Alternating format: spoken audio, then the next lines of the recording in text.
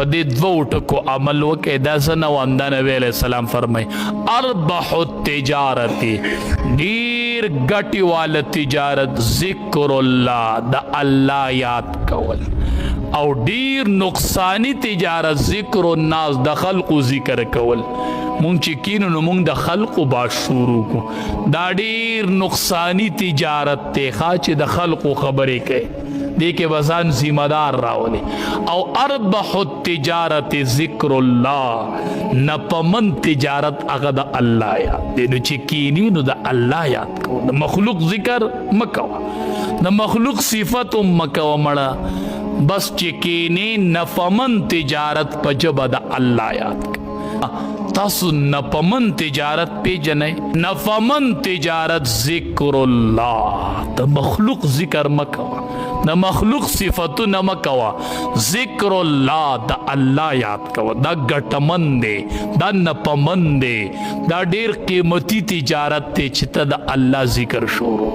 او بیا جمعې په ورځ شپه باندې ډیر درود شریف وایي. د دواړو جهانو سردار فرمایي فإن صلاتکم معروضة علی، ستاسو درود شریف د فرشتو په ذریعه په ما پیش کیږي، په ما باندې پیش کیږي. ملائک دې د ځمکه کې الګیا دي ګرځي چې څوک درود وایي نو زمونږ درود د امام الانبیا باندې پیش کوي. ښه نو د جمعې په شپه ډیر وایي، د جمعې په ورځ فإن صلاتکم معروضة علی، ستاسو درود نبی علیہ السلام وی په ما پیش کوي ملائک.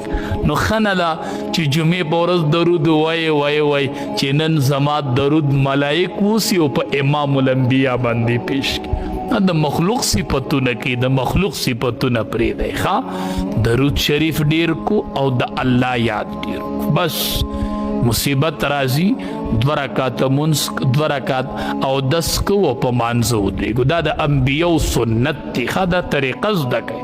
مصیبت راځي بس او 10 کو په مانځه ودرېږه. حادثه رااله، د مرګ خبر راغی، اکسیډنټ راغی، پریشن راغی، بیماری رااله، بس او 10 کو ړومبې 2 رکعات منځ کو. الله ته خیر وکړي، الله ته رحم وکړي، ټول معاملې بم الله ښه کړي انشاءالله. خو زمونږ بروسه د الله د ذات نه تلې ده، زمونږ توجه د الله د ذات نه مخلوق طرف ته تلې ده. په مخلوق بروسه مه کوئ، بروسه د الله په ذات کوئ. چې الله عزت درکوي که نه، دا ټول مخلوق ته راجمع شي او ستا د بې عزتۍ اراده دې وکړي، نشي درکولی. ښه عزت او ذلت دا د الله په لاس کې دی، رزق د الله په لاس کې دی. نو ګټمن تجارت دا دی چې ذکر الله، د الله ذکر.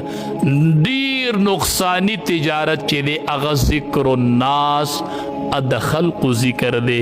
رب العالمین دې د عمل کولو توفیق راکړي.